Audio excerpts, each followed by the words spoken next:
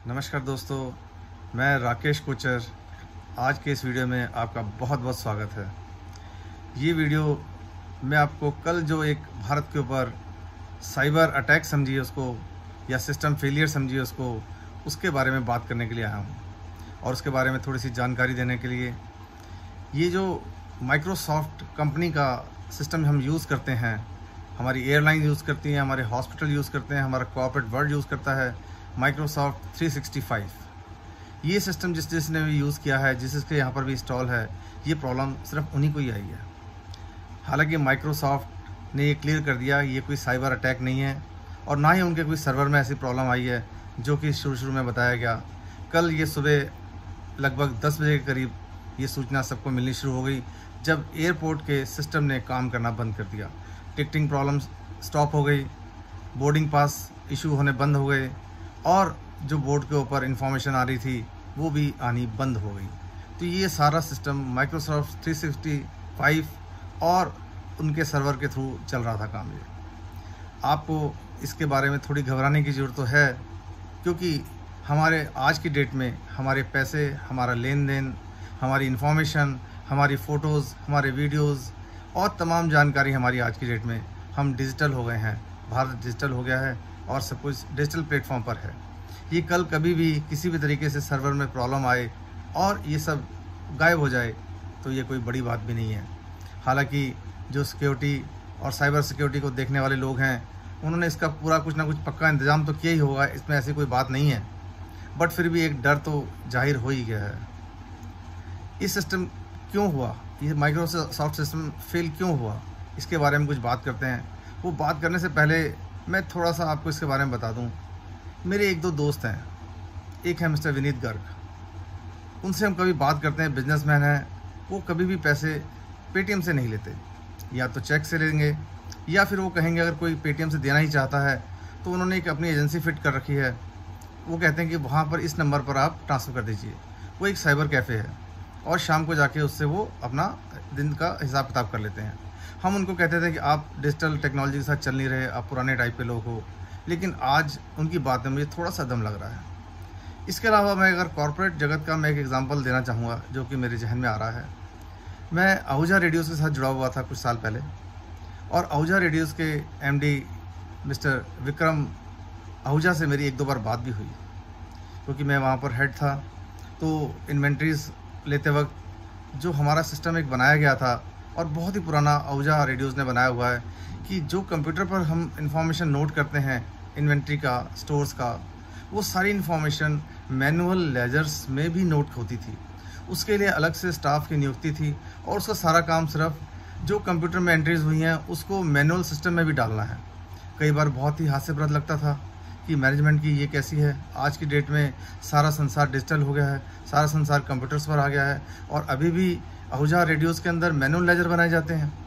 लेकिन जब मेरी मिस्टर विक्रम आहूजा से बात हुई तो उन्होंने कहा ये हमारा बहुत ही पुराना सिस्टम चलता आ रहा है, आहूजा रेडियोज़ 100 साल पुरानी कंपनी है, तो इसके बारे में उन्होंने कहा ये हम सिस्टम चालू रखेंगे और ये हमारे को सिक्योरिटी देता है और हमारा इस पर विश्वास है। हम साल में 1 या 2 बार वो एक्सटर्नल ऑडिटर से कंप्यूटर्स को और मैनुअल लेजर से उसका मेल भी कराते थे। खैर चलो ये तो बात हो गई, लेकिन आज की डेट में जो ये कल की घटना हुई है, ये पहली घटना हुई है इतने सालों में, मैंने भी देख रहा हूँ।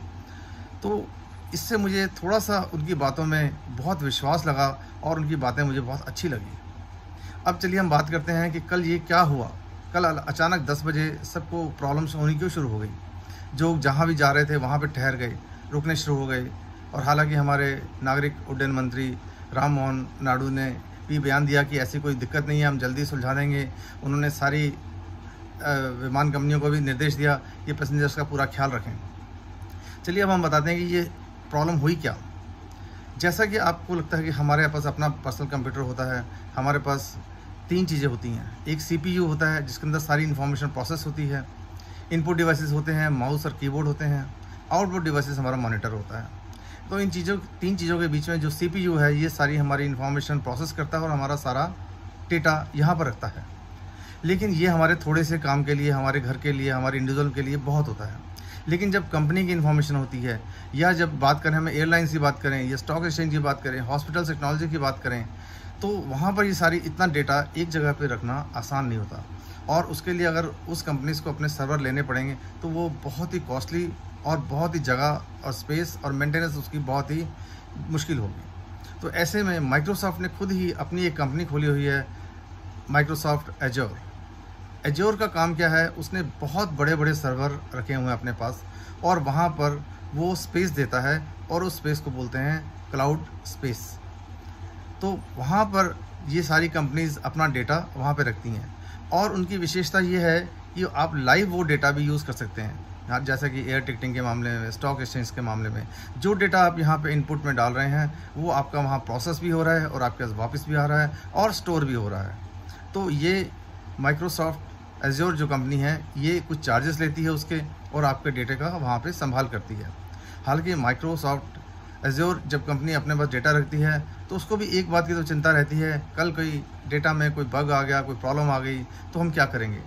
तो उसके लिए उन्होंने एक और कंपनी, क्लाउड कंपनी को रखा हुआ है, क्लाउड सिक्योरिटी, उसको रखा हुआ बीच में। वो उस सारे डेटा को प्रोसेस करती है, उसको देखती है और उस चीज़ का ध्यान भी रखती है। तो क्लाउड सिक्योरिटी जो कंपनी थी उसने एक अपडेट दिया, क्योंकि उसकी रिस्पॉन्सिबिलिटी थी सारे क्लाउड सिस्टम में जो डेटा है उसको संभाल के रखना। तो दिन में दिन कभी ना कभी वो उसको कुछ अपडेट देती रहती है, उसके अंदर सुधार करती रहती है। जैसा कि आपके माइक्रोसॉफ्ट के सिस्टम्स के अंदर, लैपटॉप्स के अंदर, आपके एप्पल्स के फ़ोन्स के अंदर कभी ना कभी आपके पास अपडेट आता रहता है और आप उसको अपडेट भी करते रहते हैं। तो जो क्लाउड स्ट्राइक कंपनी थी, जो इसके CEO हैं मिस्टर जॉर्ज कुट्स, उन्होंने भी अभी एक बयान जारी किया। उन्होंने कहा ऐसी कोई साइबर सिक्योरिटी या साइबर सिक्योरिटी के ऊपर कोई ब्रीच नहीं हुआ है। ये हमारे सिस्टम के अंदर उन्होंने एक अपडेट दिया था, और वो अपडेट जो लोग माइक्रोसॉफ्ट 365 यूज़ करते थे उन सब के लिए था, और उन सबको वो अपने लोकल कंप्यूटर्स में इंस्टॉल करना था। लेकिन जैसे ही उन्होंने ये पुश किया, इसका नाम था वहाँ पर फैल्कॉन सेंसर सॉफ्टवेयर। जो फैल्कॉन सेंसर था उसको उन्होंने पुश किया वहाँ पर, और वो इंस्टॉल होने लगा। लेकिन वो जो सॉफ्टवेयर की फ़ाइल थी, वो फाइल C/000000291 सिस्टम फाइल थी। ये उनके एक ड्राइवर में थी, और जैसे ये इंस्टॉल शुरू हुई तो लोकल कंप्यूटर्स ने उस इंस्टॉलेशन के आप इस तरह से समझ सकते हैं कि उसके उस भार को इमीडिएटली सह नहीं पाई, और वो सिस्टम उसको सस्टेन नहीं कर पाए। तो सारा सॉफ्टवेयर, सारे सिस्टम्स, माइक्रोसॉफ्ट 365 का सिस्टम का सॉफ्टवेयर बंद होना शुरू हो गया। और उसमें एक जो उसके अंदर वार्निंग आती है जिसको बोलते हैं blue screen of death, BSOD इसको शॉर्ट में बोला जाता है, और सारी स्क्रीन्स नीली हो गई। और इसका मतलब ये था कि आप विंडोज़ के अंदर अब दाखिल नहीं हो सकते हैं, आप विंडो में कोई भी किसी प्रोग्राम को चला नहीं सकते हैं, कोई इंस्ट्रक्शन दे नहीं सकते हैं। तो ये प्रॉब्लम कल सुबह 10 बजे सारे एयरपोर्ट से स्टार्ट हुई, और बाकी स्टॉक एक्सचेंज, और ये दुनिया में जहाँ पर भी माइक्रोसॉफ्ट 365 यूज़ हो रहा था उन सबको ये प्रॉब्लम आनी शुरू हो गई। इसीलिए कुछ एयरलाइन कंपनियाँ कल चल भी रही थी और काफ़ी सारी बंद भी हो गई थी। तो जब ये सॉफ्टवेयर के अंदर ये प्रॉब्लम आई, माइक्रोसॉफ्ट ने उसको सबको निर्देश दिया, उन सब के लोगों से बात हुई, ये कोई साइबर ब्रीच नहीं है, घबराने की बात नहीं है, हम इसको जल्दी ही सॉल्व कर रहे हैं। और उन्होंने इंस्ट्रक्शंस जारी किए कि इस जो अपडेट को आपने वापस, जब फैल्कॉन के आने से पहले आपका सिस्टम जिस स्टेज में है उसको कैसे लाना है, और उसके लिए रिकवरी मोड में जाना था। रिकवरी में जाके आपको ये फाइल इस ड्राइवर के अंदर देखनी थी और उसको डिलीट करके और वापस यूज़ करना था। तो मोस्टली कंपनीज, मोस्टली एयरलाइंस सब ने इस इंस्ट्रक्शंस को फॉलो किया है और वो ठीक भी कर लिया है, और कुछ आज शाम तक हो भी जाएंगी। तो ये कोई ऐसी दिक्कत नहीं थी। लेकिन हालांकि इस बात से एक डर ज़रूर बैठ गया सबके मन के अंदर कि कल हमारे पास तो हाथ में कुछ पैसा भी नहीं है, हमारे पास घर में कुछ ऐसा सामान भी नहीं है, और हमारी सब चीज़ें आजकल डिजिटल्स हैं। हमारे आधार कार्ड, पैन कार्ड, हमारी बैलेंस शीट्स, हमारे सारे नंबर्स, हमारे बैंक अकाउंट नंबर्स और सारी चीज़ें हमारे पास इस समय कुछ भी हाथ में हार्ड कॉपी के रूप में नहीं है, सब कुछ डिजिटल है। अगर कोई हमसे हमारा अकाउंट नंबर ही पूछे तो कई लोगों को शायद उसके लिए भी अपना मोबाइल देखना पड़ेगा, और ATM और उसके पासवर्ड्स भी देखने के लिए लोगों को अपना मोबाइल देखना पड़ेगा। लेकिन कल ये सिस्टम से सारा अगर मान लो बंद हो गया तो हम कहाँ पर जाएंगे, या उसके लिए गवर्नमेंट या सिस्टम उसके लिए कैसे निदान करेगा, ये डर का विषय तो ज़रूर ही है।